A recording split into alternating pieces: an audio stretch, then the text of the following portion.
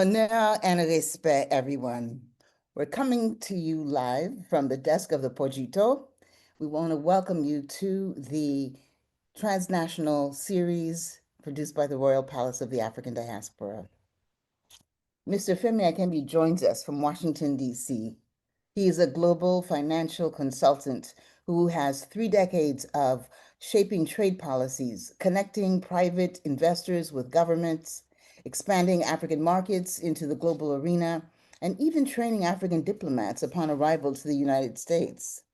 Mr. Akinbi, honneur. Greetings and good afternoon to everyone. Okay. Well, I've given everyone a little bit of a taste about your background. Can you tell us more about you?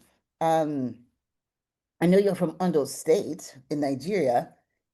Did I ever tell you that I had been there? Yes. Yeah, okay. I was there a few years ago looking at some investment opportunities, in fact. So let us know more about who you are, where you grew up, and what eventually led you into the world of finance. Again, thank you, Your Highness, Queen Mother Dowoti, for having me on this broadcast show. My name is Femi Akinbi. I'm originally from Ondo State, Ondo area. I grew originally was a military outpost. We were warriors. I'm not wondering why I end up an intellectual warrior myself, but we are physical warriors, and we are the earlier smelter of iron to make weapon. Although people are known to be very honest, and we're known to be extremely stubborn. Yeah. But having said, Ondo State has the longest coastline in Nigeria. We have a lot of waterways. We are the major producer of cocoa and some other agricultural products. We dwell in the southwest of Nigeria, and it's second best aggregated land on the planet to plant anything you want to. I'm proud to be an Ondo person. Well, thank you for giving us a whole new understanding of what it means when they say it takes a village to raise a child. So that's very clear. So are you offering us land or something? You're bragging about how wonderful the land is in Ondo State. Well, look, Ondo people are very friendly. We're very welcoming. And we like to collaborate with others, but we don't like to be cheated or taken for granted. Mhm. There are plenty of land there. I'm sure we could make some arrangement. And actually, we try to get some diaspora to come back to Ondo to do agriculture and related other industrial, soft industrial setup. So Let's talk about that a little bit later. I'm eager to hear more about that. okay. You've talked about the richness of the land, right? And how wonderful the people are, but you're also warriors.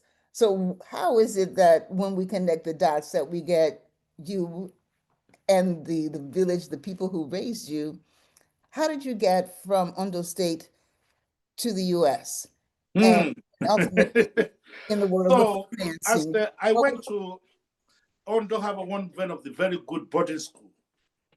I went to St. Joseph's College, pro-Western world, want to be so Americanized. Before we could grow up, we were speaking Agona and Wanta. I think this year originally to go to law school. And my paperwork was not good. It was not ready. So I was trying to figure, do I go to Howard or do I go to Georgetown? And I ran to a gentleman and he asked me, why do you want to go to law school?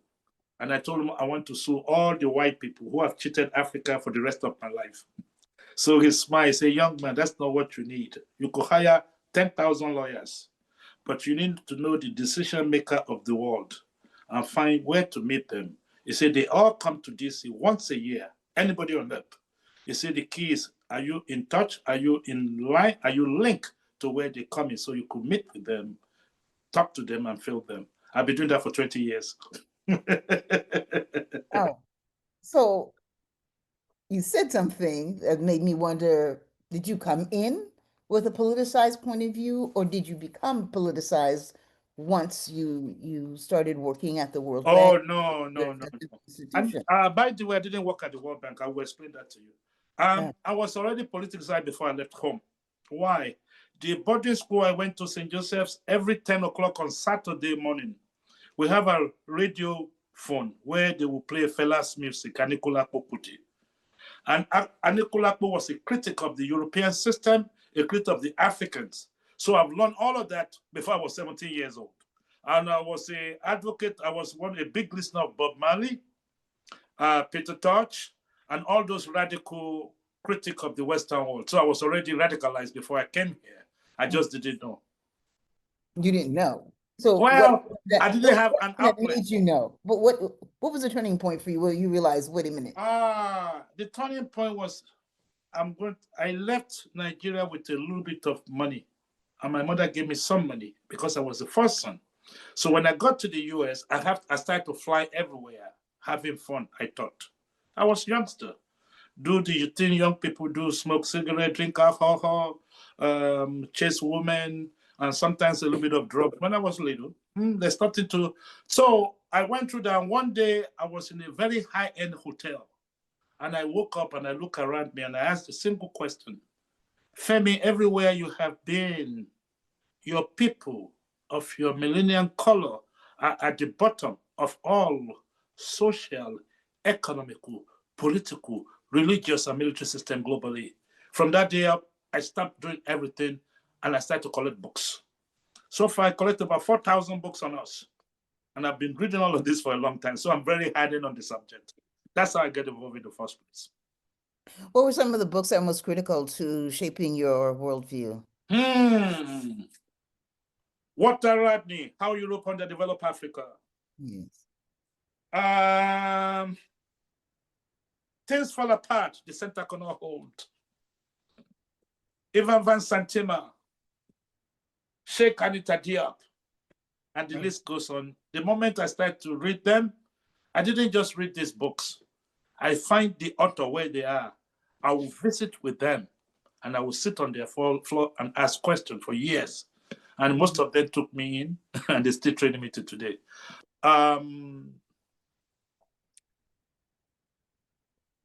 The essence of me being here, I think, is a God purpose because I didn't set out to do what I'm end up doing. Currently, I'm a lobbyist. Yes. We lobby the US government. I'm in trade consulting work. We consult for a lot of different countries. The group I'm with is Manchester Trade. And as time went on, I'm looking at all of these issues that pertain to the African continent. And then I started to ask myself, when you are young, you do what young people do. When you become an adult, you do what adults do. When your people are in trouble, you have to throw your towel into the ring. And that's what I've done for 30 years. And this chicken is sweating. It's just because of the fact that they can't see the sweat. That's a first. The chicken is sweating, but you can't see. Okay. What is making you sweat? What is making you sweat? I mean, there's a lot of things that are going on that are extremely concerning right now. What are some of the things that you're most concerned with? And it's the key here. It's the current state of the Africans globally. 54 discongested factories and turning them into churches. And then we start to pray for a job that's not going to come. Those are the few things that make me sweat. What are the details of some of this sweat that I'm sweating that is ongoing right now? Are about three main issues. One, the African continent should never let any other group of people own their land, ever. It could be leased, but never owned. Two, Africa should never give the food control to other entity. Africa has been sold GMOs, and it's destroying our land, our production system, and it's affecting the health of the people. The third one, medicine. The Africans have to return back to our classical medicinal system and find a way to join it with the modern medical system, because the origin of all of those medical systems came from the Africans. If you go to Harvard University, there's a building called Harvardite. It's the tallest building at Harvard, inside the Harvard University. This is where they store all the plants they took from Africa by interview our medicinal people, our priests, and our herbalists. And they brought this back to the States, and then they reverse engineer it and then produce the artificial one for us. And we're taking it. And by the way, all of this medicine we're using in the Western world, all of them without exception, are tested on Africans first, for few reasons. We have the highest endurance level on earth. Secondly, we're the guinea pig. Those are the three things that is keeping me sleepless. If you want to look at other issues, though, we could look at the political system. We could look at the economical system. The political system we're using will never work for us in Africa. Right, but you just mentioned a number of important things in terms of GMOs. So it's also the military. You're talking about the military-industrial complex. You're talking about the agro-industrial complex, big food, and big pharma. It's even worse than that, in the sense that I guess the question I want to ask my fellow Africans is how do we get to a position where what is underneath us for millions of years by God putting it underneath us? How do we allow some European or Asian people or Arab at that, anybody at that, to use a piece of paper to turn what belongs to us to them and backed by military? And where we're stuck. Our oil, we don't control. None of our resources we control. Other people control this. We cannot live like this. This is essentially, we have to stop it or die in the process. We cannot take this standing anymore. How could we let any group of people, i.e. the World Bank and the IMF, knowingly that the loan they're about to give us is a setup and that we're going to fail? They give these loans because they correlate the loan with some of our resources. And then when we fail, they come take the stuff. And lastly, on this issue, $100 bill is only printed by between 5 to 18 cents. And there's nothing that backs the dollar anymore. It's not a gold standard as it used to be. So it's a flat currency. If you are using a flat currency, it's only what the paper is written on. How do we allow other people to use the exchange rate to make our money worthless and theirs are the highest? How do we allow other people to use a piece of paper that is printed with 5 to 8 cents, called $100 bill, to come take what belongs to us for centuries? Africans have to wake up. The level of our consciousness needs to grow. And that's what is keeping up. I hope I didn't. I think you're keeping all of us up now. I want to. That's the whole intention of it. I beg you. Yes, oh, madam. So what is your next question? I'll take it. Well, what's keeping us up is something that's been keeping us up, the things that you've mentioned for decades, well over a century. It isn't necessarily Africans who are giving things away, right? Not all the time. There are guns that are held to our heads. There are swords that are held to our bodies. Yes, and there are these pieces of paper that have often been used to take resources away, wittingly or unwittingly. What role do you see civil society playing in stopping what is going on right now and has been going on for some time? And what role do you see government playing? Because we can say for a long time, governments have been complicitous in these situations that have undermined African societies at large.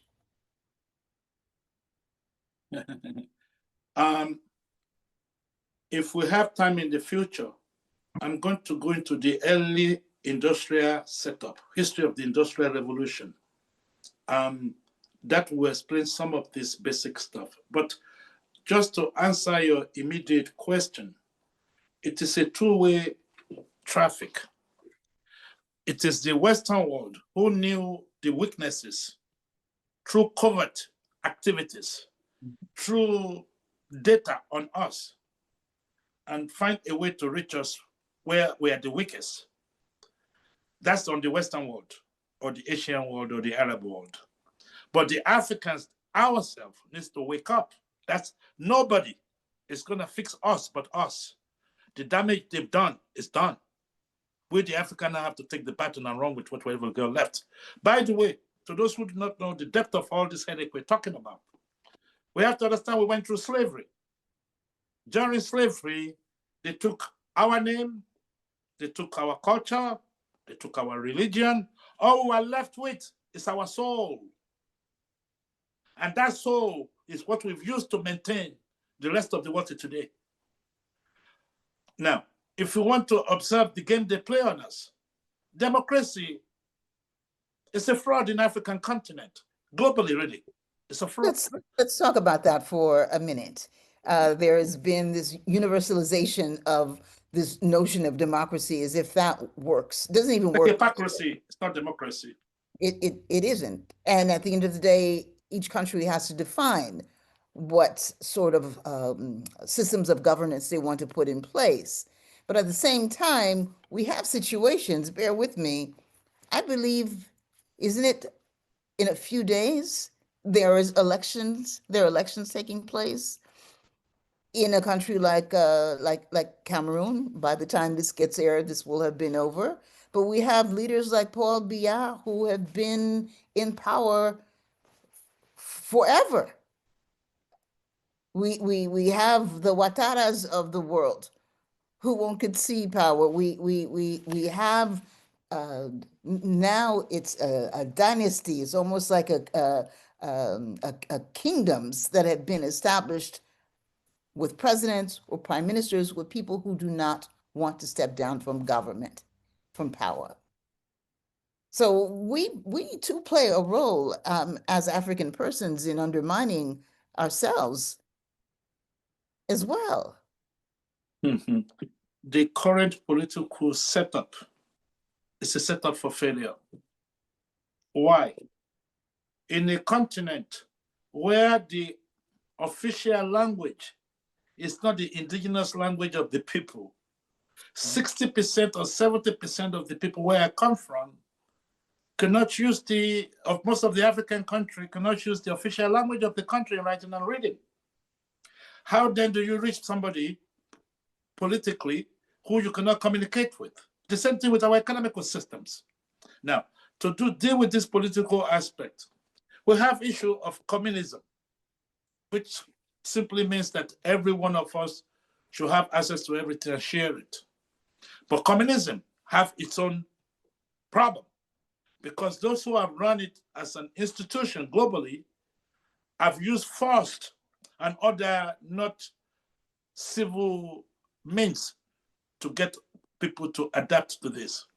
If we leave the communism, we go to socialism. Guess what I was trying to do at that juncture was to compare communism, socialism, and capitalism, and then compare with the Chinese system, which is atheism with practical approach to production. We Africans have to figure an African-centered political system for us. We haven't got that right. We're copying an oppressive system that hasn't worked for us, will not work for us, and is still not working for us. We allow parasite in, and we also, on the other hand, what they call the simophat, which is the opposite of parasite, where you are living out of your own parasite. These are the pole of our life, this political pool that refuses to go. So also we have to understand that any of these political leaders that are there at the enhancement or umbrella of the colonial, I don't call them masters, colonial people, so that if he or she is in power, he will dance to their tune and give them what they want. They will keep those people in power. Take, for example, in Congo, they keep Patrice Lumumba. The US agreed that it was here, US and the Portuguese that killed Patrice Lumumba. Why? He refused to do certain things in the Western system. Now, they replaced Patrice with Mobutu, and got the uranium to do the nuclear weapon, and kept Mobutu there for 30 years or more. Yeah. This is the system we're going through in the continent. But guess what I'm saying? There are two-sided coin of this issue. Is the African side of us who are not, we are morally bankrupt, we are consciously scattered, and we're identitally fragmented. So if we cannot identify as the same people, if our conscious level is not at the same place at the same time, we're not able to move. The only blessing coming is Trump that is here. Maybe it's the medicine we need to take. Then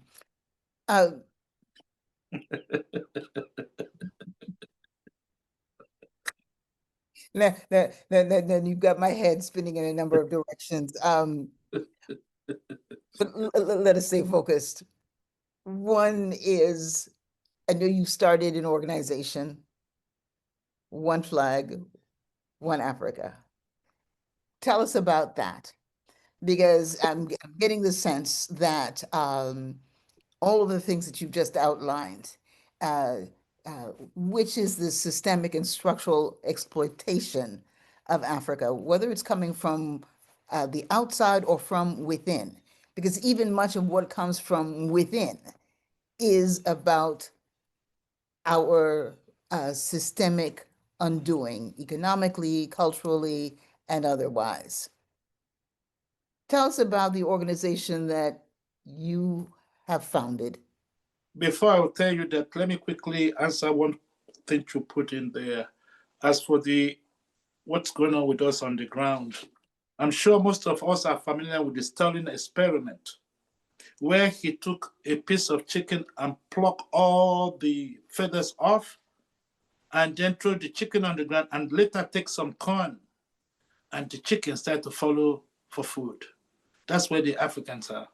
Nigeria inherited the most poorest people on the planet. Poverty become a business in Nigeria, become a political system. This is all over the African continent. But to move now to your question on One Flag, One Africa. I've been in development work for about 20 years globally. We consult for over 100 and something countries in the office I work with. So I've seen practical on the table how we're getting taken advantage of. Take, for example, 47 African head of state came to the US to see the US president. I happen to be around in the room. These people are fighting. They are fighting. Presidents are fighting for who is going to sit next to the president of the US. Instead of having a list of agenda, neither regional or individually or a collective, none of that do happen. So they came in and they will sit and nothing happened. Secondly, as I move around the globe on this developmental issue, I'm starting to realize that all the architect of our infrastructure, it was not us. Right. The soft infrastructure and the hard infrastructure we're using is not African composed.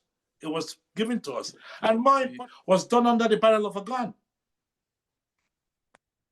Only Africans didn't fight for what we want before we get independence.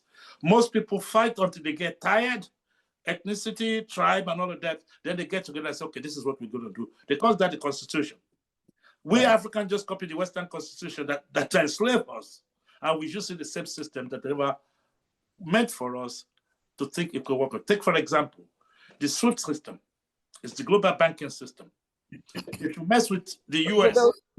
For those who don't know, can you tell us what the SWIFT system is? I'm sorry.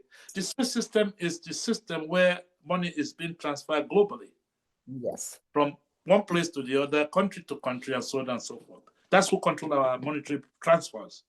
If for any reason the US deem you an enemy, they pull you out of the SWIFT system, your money become worthless because you can't move it. Right. That's one. Now, on the issue of this One Flag, when you have 54 countries that's coming to one person, asking for 2 power plants times 47, who is the person going to answer to? And then let me use a not so good example. If you're a young woman or a young lady, and some men want to talk to you, want you to date you, want you to be their wife, at least as a woman, as a young lady, or as a mature person, you want to ask, if I go out with this guy, where are we going to live? If I marry him, what are we going to eat? Africans have to put ourselves in this position. But unfortunately for us, those who are in the leading position of the Africa, they are not leaders. They are rulers, and they are being put and maintained by the Western world. On the issue of this one flag, the whole continent, in everything we do, is not an African-based system. We're expecting a foreign system to work for our local development. It will never happen. So as I start to move around and I'm looking at all these trade agreements, 47 countries, instead of them coming and say, look, could you help us to dam the Inga Dam in Congo? It will power half of the continent, if not all of it. Now, if we don't do that, do we have a regional system? We have COMESA, we have SADC, we have ECOWAS, and there's one more. But having said that, could this regional group come up with something on power? Africa does not have no power. Without power, we could never produce anything. Nigeria, 60 years later, trillions of naira stolen on power sector, we still don't have no power. So we can't produce. Now, why one flag? Well, not just why one flag. Tell us what the mission of one flag is. And also tell us, how is this different from the African Union or any other supposedly Pan-African institution? Okay, thank you. One flag is to be driven by the private, public, civil group. In other words, the AU does not really work for us in the way it should be. Why? AU was designed, built, secured, and determined by Chinese. It's not about a listening post. Secondly, we do not pay to the union our dues. Other people pay. And who pay? Name the song. The third one, sorry, something, a thought crossed my head. But having said that, where the continent is now and what we need to do with one flag is that the AU, oh my God, okay. The AU as it stands cannot really do what we need them to do because they also enjoy the benefit of the chaos we are in. Don't get me wrong, there's certain very good people at AU with great interest, but the system as it's set up is not working. Now, why one flag? Is to see a way to unify the whole continent. Maybe we should start from a regional integration first and then move forward to other larger assembly. Or say, for example, maybe we should have an election for all the ECOWAS countries 5 years down the line, same date. And then down the line, ECOWAS, same day. Then maybe down the line we'll be able to join them together. I guess the real effort behind one flag is that the civil society have to drive this effort to make us unify. Yes, we have problems everywhere. Nigeria, where I'm from, we have Boko Haram, we have kidnapping, we have corruption, all of that stuff going on. But in all of this, there's still some very good people with good intention. So we need to reach those people to assemble for a one flag for political, economical, and military integration. Well, the military piece of this is of interest, given the fact that the continent is the most militarized one anywhere. But it's not our militaries. No. So, how would one flag or even any of the regional entities that are undoing? Well, we could simply take the people from the Sahel. Let's look at that. Niger and the rest of them are Burkina Faso, Mali. They kick the military out. We need to kick them all out. And what do you think government without Africa will be broke tomorrow? They are getting $500 billion from 14 African countries for the past 60 years. called colonial tax. What is that? The After you stole from us. of the French. Yes. Of Yeah. course, the English have their own system, Portuguese Yes. have their own system, but all of them gang against us to take us out. The question becomes, what do? We need to quickly assemble a regional, political, economical, social system that is African-centered, that serves the interest of the African, not other people. And when do you foresee formally launching this December? initiative? December of this year, 2025. Yes. There will be a light launching, but also a book is coming out to enhance this part of it, to give my reasons of why this have to happen. Tell us about the book and when it's due, because I know you've been working on it for a while. I think the issue for me is that most of us, the Africans, unfortunately in this generation, are caught up in the Western materialism. Once we are getting material, car, house, and all of that, we don't care about other people. Not all of us. But some of us have to make sure that the rest of the people in the continent are able to get into an open playing field with the global system. Right now, we're nobody and they're misusing us. But is this global system the right one for us? Is the current economic model that exists in the global north? Of course not. Let me give you this much then. It isn't, exactly. No, it will never work for us. I think what most people forget to understand as an African is that this economical system we're using came out of slavery. During the first industrial revolution, all you need is a slave, a horse, and a land to produce. Second industrial revolution, you need capital, right? So they formatted capital through all the capital slave owners. This is where the word capitalist came out of. And then they set up a system to maintain the stolen wealth that has been stolen from other people through the police system. And while we add this, it's important for us to know that if we're talking about commerce, that we are the commerce here, a lot of Africans partake in stock and bonds, but most of us do not know where it comes from. Who are the stock? They used to sell us on after they sell the goods on Wall Street. And the bond is when we run away. Then they go catch their bond for runaway slave value. And that's where the police system comes from. To go find runaway slave and beat the heck out of them so they don't come.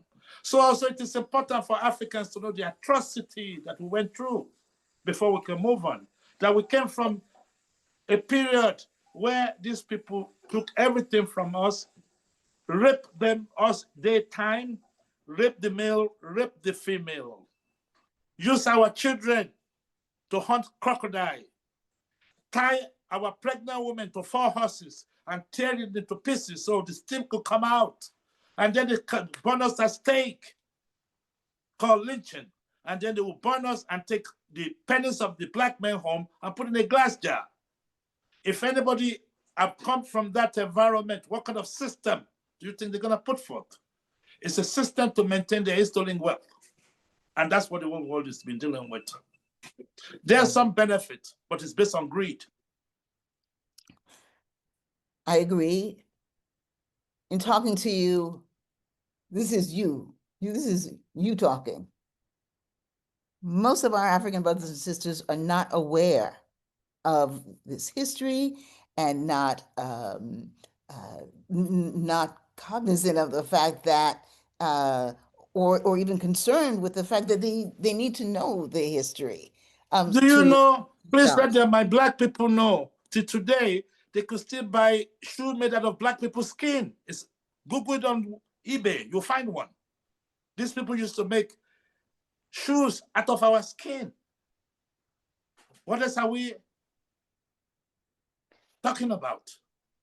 The consequence of the atrocity coming to the trauma we're going through is not solved yet. And yet now they're telling us they don't want to hear about us and our work. So those who does not know what work is our history of the past of what they did to us and trying to move forward from it. They don't want to talk about it. Right. There are a number of countries, I mentioned this earlier, Sierra Leone, Burkina Faso, I believe at the end of October is going to have some 1,000 people securing citizenship, Benin Republic, Senegal, Tanzania, who have offered citizenship to the historic African diaspora back to the countries, where they can either identify as having direct lineage or just prove that they are of sub-Saharan African descent. How do you see this discussion around capitalism and the need to bypass that system, create another system, or return to a kind of orthodoxy or historical traditional ways of doing things? How do you see that playing itself out? Because there's So still, I find sometimes both sides, African peoples on both sides of the Atlantic, don't necessarily know their histories. history will take away the mystery. History will take away the mystery. Or as everyone say, our story. Now, on the issue of this dual citizenship or African diaspora returning to the continent, all our ancestors have suggested this is the only way for us to win. That we need to link the resource in the African continent with the mental, physical experience of the African diaspora in the Western world and marinate it to produce an African-centered economical system. But luckily for us, there's a global shift right now. As global is shifting economically, it's a chance for the African to get our house in order. Unfortunately, we're not there yet. When the lion and the tiger is fighting, the gazelle could get away. But this gazelle is trying to be the doctor to the lion. Take, for example, the head family of the gazelle. Okay. With all due respect, in making this analogy, who is the gazelle here? We're the gazelle. Who's we? People globally. Because we were taken out of the continent and spread all over the world. See? Return back to the continent the way we left. But there's something that must be done that is not done yet by the Africans. We cannot return the broken American blacks, the broken Europeans blacks, because when people live in this hemisphere, in the global north, right, the pressure of oppression that we go through here make us a little bit different. The tension we've gone through make us a little bit more hardened. So Africans have to now figure a way to bring us back, but we need to do a reintroduction back to the continent. Right. However, because I deal with this a lot in my conversations around transnationalism, as someone from who left a huge circle has been made in my case personally, but I use myself as an example of what has happened to many people in the African diaspora. If we're going back, when we're talking about dual citizenship, when we're talking about repatriation, we're not going back to assimilate necessarily with Tanzanians, with Nigerians, with Senegalese, with Beninois. We're talking about creating and rebuilding Africa. It has to be kept in mind that the assets that we provide have to be incorporated in this process of change, in the process of rebuilding, in the new economic structures that we have. The issue that is still there is the one flag issue. Take, for example, you have the Sahel people who wants to break away from ECOWAS. Under an African-centered thinking, a Nigerian president should have supported them. Yes. And if he cannot support them, he should not be against them. So the Africans' house is not in order. We still have the slaves who live in the master's house, still want to do the pleading of the slave masters. Yeah. And we have those of us who say, hey, we have enough pain, we want to do our own. The more important question also is that we haven't drawn an African skin of the African side. We haven't got hold of ourselves to repel the effort of other people. Don't forget that without the African who enslave ourselves, nobody could enslave us. And without the kings and the chiefs who participated in the slave trade, the slave trade would have not happened this way it did. So we have dual issues. We have in-house issue to deal with our own people. Precisely. And then we have the issue to deal with the outside. But we have to do the inside first. We haven't done any of this so far. Right. Well, these are some of the things that I know I personally am working on. I'd like to hear to what extent and in what manner or what first steps would One Flag be taken to address this internal issue? What would be like the top 3 priorities in terms of this? So One Flag have to be global because you have to represent all of us. So there are issues that we're going to deal with in the Western Hemisphere. It will be different from what we deal with in the continent. Take, for example, Africa, One Flag here, we want to establish a legal foundation of some kind. Our people are getting thrown in jail, police harassing them. We don't have a system to fight back. We have millionaires and billionaires among us blacks, but we don't have a fund or legal fund where somebody could donate to tax deduction or donate just as a hidden donation so that we could accumulate what we need to help our people. That's one. In the political arena area, there are certain things we need to address. We haven't addressed those things. Why are we aligned to the United Nations? Why are we at the UN? Exactly. We're 2-point-something billion without a single of our language translated at the UN. We don't have a single vote at the UN because of our votes are attached to our aids. Then what are we doing there? And then you could see that the UN could not stop the war in Gaza or the Boko Haram in Nigeria. So why are we going there for? And what is the benefit? The same thing with the World Bank. All these were formed outside of us who are not there. When the World Bank and IMF, it was an attempt to gag us all under one umbrella and control us. And successfully it happened. And now we're following. The World Bank starts Monday here. All African countries coming. First class tickets, 5-star hotel, oversized suits. Let's not talk about those floppy suits. I'm sorry. I couldn't help myself. Stop it. Stop it. But then what I'm saying, they're here for new experience. They did not have the living experience in the Western world to deal with the West, and we did not train them before they come. And so when they come to New York, they see a skyscraper, all they want to do is take pictures.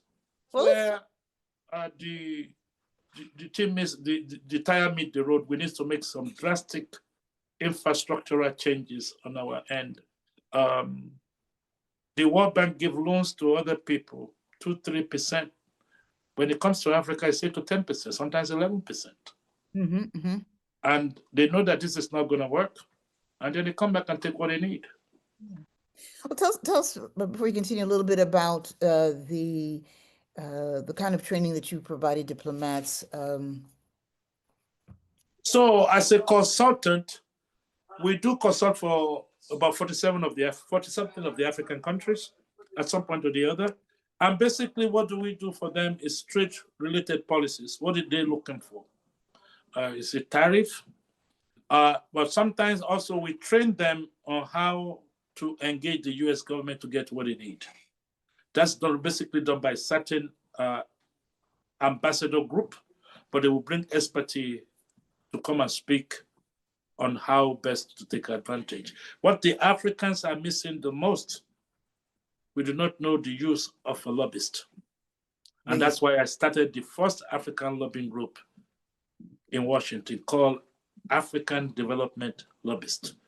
Be expecting us to make some strife in the nearest future. Congratulations, great. We're looking at things, just spoke about things from a diplomatic point of view. What about from a civil society point of view in the opposite direction? What would you recommend? Their people make sure that does not happen to their own people. I was in New York recently. I saw a whole rack of Senegalese immigrants selling teacup from a flask for survival in the wintertime. That's a failure on us, that we didn't set up our own group to set up a system where our immigrants are brought in, give them counseling on history, counseling on how the system works and how the immigration policies are. and what to do. Well, On the side of the end of the Africans, where most of us lack our historical knowledge. So when we say an African American, all we see is the end result. We do not know the racist bullet that hit him in the head before he took the crack pipe and started to smoke it. We do not know what pushed a person to become a prostitute when they cannot get a job because of the racism that they deal with. So these are the things that we need to now start to prepare ourselves for and to cancel all of us, because in my opinion, almost all of the African are psychological slaves, sick because of slavery. And we haven't visited that. The effort has not been shown for us to treat us so that we could move on. Well, yes, and even when there is no crack pipe involved or prostitution involved, there are enough middle class or working class, well-read, educated people who are still the victims of racism. And so Africans, because one appears to be okay, one appears to be fine, there is still this lack of understanding of the psychosocial impact of racism on us in the diaspora. In Ondo, we are warriors, like I said. And there's a popular saying in Ondo, they say, don't ever ask the death that killed your grandfather from the killer if you don't have a sword in your hand. You might end up on the ground like him. In other words, we Africans don't have certain resources. Our war is not a war of physical. It's a revolution of the mind. It's an effort to revisit us. We're not lost. We need to reconnect to who we are, because we're still the leader of the rest of this world they live in. It is our soul that maintains this planet, not their insecurity, not their greed. But we're not talking about that today. I guess what I'm saying, it is us that have to now go back, retrain ourselves, know that we're the one, know that we're not lost, and that everything that's been taken is just a piece of pieces from us. And even on the physical plane in the continent, everything they've taken is only a percentage of what is still left. The key is how quickly can we get to it. Now, to answer some of this question, as you see that the capital system globally is starting to fall apart, any way you can look at it. Why? It has reached its peaks, and it cannot maintain the level of violence that it needs to sustain it, exactly. To sustain it. Now, it didn't just end there. Take, for example, the US for the first time have the highest debt in history, followed by the corporate of the US debt. The personal debt is the highest, corporate is debt. That means the capital system can no longer maintain the growth level they used to maintain by able to give their people employment, housing, medical, and all of that good stuff of life. It has reached its maximum peaks, and it's in a diminishing return. So what are they doing? What do we have to do? Is to prepare to take away the void that is left and start to build an African-centered economical system. By the way, we do not have the power to fight the white people. We shouldn't be fighting them. It is a mental war we have to fight. It's a conscious war we have to fight. It's a soul fight we have to fight. That's where our power is, in the power of our spirit. And once that comes back out, then we'll be able to go the right direction. At the end of the day, we still have to lead all these crazy people because we're the mother of this earth. Give us an example of an economic system, a traditional one, that works, that you think that... Okay, take for example, in a small town in Ondo, some part of Ondo, I have 5 goats. You have 5 goats. She have 5 goats. But there was a rain. It took 4 of my goats away. I only have 1 left. It took 1 of yours away, and the other guy still have the whole, is the 5 I mentioned.